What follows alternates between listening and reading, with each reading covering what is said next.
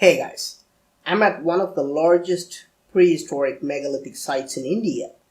This is a hill near a remote village called Hirebinakal in southern India, a very mysterious place which has hundreds of strange stone structures built on top of the hill.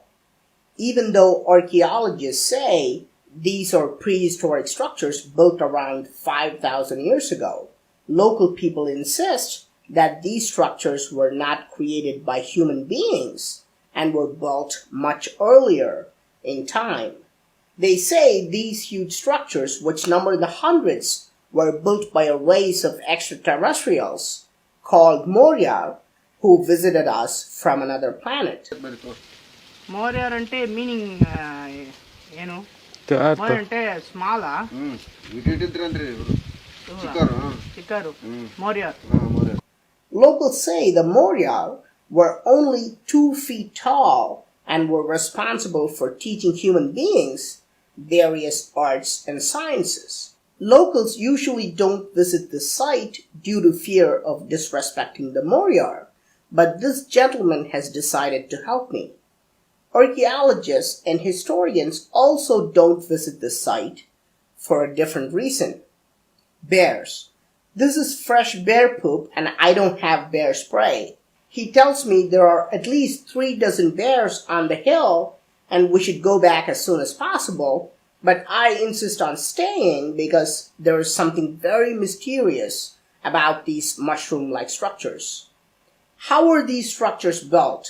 You can see how these rocks have been sliced into thin slivers. The roof of these houses are nearly 12 feet long, but only 2 inches thick. How did ancient men slice these rocks into thin slivers without breaking them? Even today, this is not possible without metal tools. How are they able to lift these massive rocks and balance them onto these thin slices like playing cards? And how did they transport thousands of these rocks from a different place? The larger stone structures are about 8 feet tall enough for human beings to enter, but look at these smaller ones. The entire structure is less than 2 feet tall and 2 feet wide, too small for anyone to fit in. This one is 4 feet tall, but the entrance is just 1 feet in diameter. How could a person of normal size get inside this small hole? And how are these circular holes made without metal tools? Archaeologists claim that these structures are not houses, but tombstones. They say these stones were erected on top of dead people to remember them. However, archaeology reports also confirm that they could only find animal bones and no human bones were ever found in this area. If this entire place was used for burial, we should have already found hundreds of skeletons or at least a few human bones. And even more important, they have not found any metal tools. If human beings built these structures as tombstones, why did they spend their lifetimes slicing these rocks with primitive stone tools? The truth is, experts know very little about this place. They don't even know the original name of this place, but locals call it Moryar Tate. The word Moryar refers to the race of extraterrestrials, and the word Tate means a saucer or a plate in Kannada, which is the language of the state. These people call this place Moryar Tate because they claim that extraterrestrials landed here in a flying saucer. This is incredible because in my previous video I showed you the cave paintings clearly depicting the flying saucer and astronauts in a place called Onakekindi. This site is just 15 miles from those cave paintings. And even more important, villagers around the cave paintings also refer to this specific painting as Moryar Tate, which explicitly tells us that this was a flying saucer. Who are these Moryar? Locals say the Moryar were much smaller than humans, looked reptilian, and preferred to live underground. Exploring deep into remote villages, I realized that Moryar is simply another name for Nagas, the popular snake gods of India.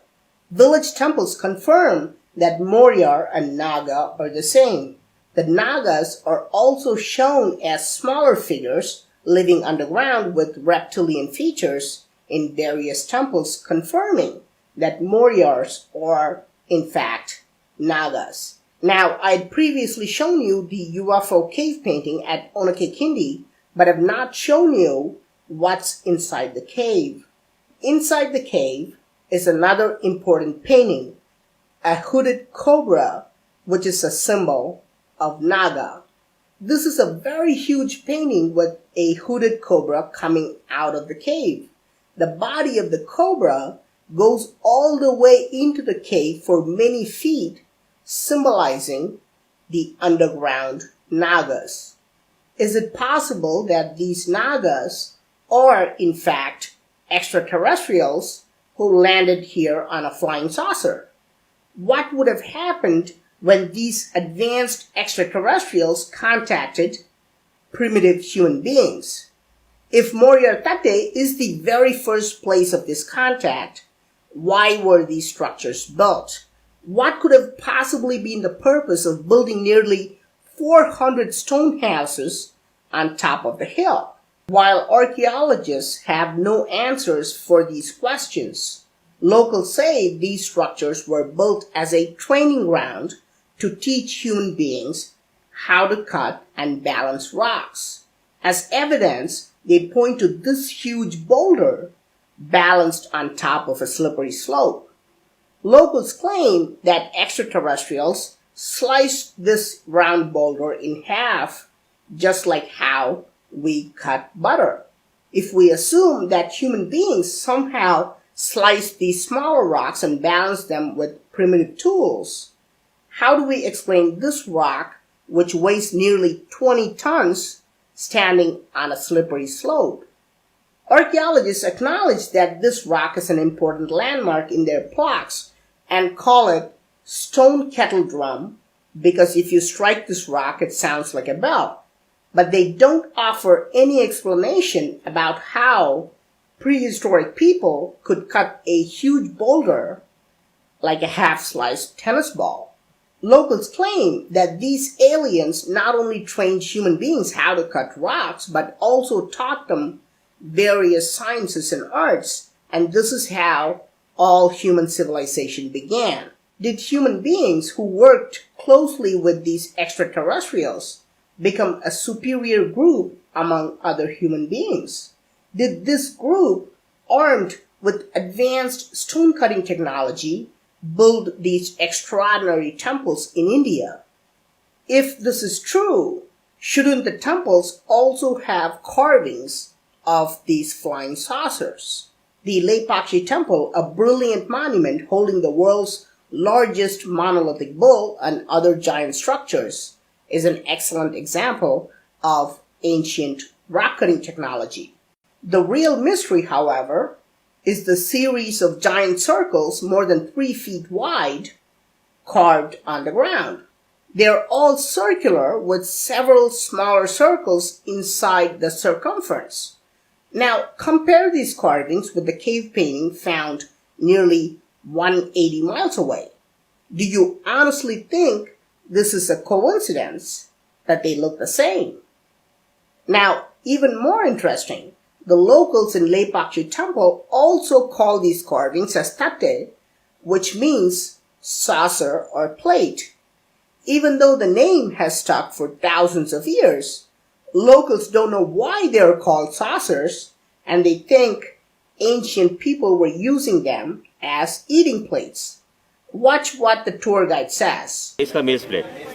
Middle guy nowadays hotel में వచ్చేనా మనకి hotel లో ఇచ్చేలే Bombay plate అని ఒక plate ఇచ్చి 4 curries ఇస్తారుగా ఓ meals plate model మనకి చూపించారు ఇక్కడ 3 ప్లేట్లు ఉన్నాయి చాలా ఉన్నాయి అక్కడ ఉన్నాయి వంటగది లోపల. The idea that people could carve the world's largest monolithic structures in this temple but still did not have metal plates and ate from the floor is of course nonsense. These carvings, which have baffled experts before, clearly represent the flying saucers that landed on Earth. In fact, we can see similar representations of these saucers in many mysterious temples, including Ellora caves. We can also see the Moryar or Nagas carved all over Ellora caves with the same features. Smaller than humans, reptilian traits, and living underground. Is it possible that Nagas worked with ancient human beings to build megalithic structures like Ellora caves? Is this why experts are unable to explain the hundreds of underground tunnels at Ellora caves, which are too small for human beings to enter? In standard history books, we read that Ellora caves were created by primitive people using simple tools like chisels and hammers. If so, why do we not see the enormous amount of rocks removed from Ellora caves? Going back to Moryar Tate, what about this rock that is sliced in half? Where is the other half? If this is the place where extraterrestrials taught human beings how to cut rocks, we must be able to see more evidence in the same region. In my next video, I will explore the mountains nearby and prove to you that ancient Indian temples were not created using chisels and hammers. So what do you think? Did Nagas come in flying saucers and civilize the primitive human beings? How else can we explain this advanced rock-cutting technology, local stories, and the cave paintings and carvings of flying saucers? Please let me know your thoughts in the comment section. I'm Praveen Mohan. Thanks a lot for watching. Don't forget to subscribe. I'll talk to you soon. Bye.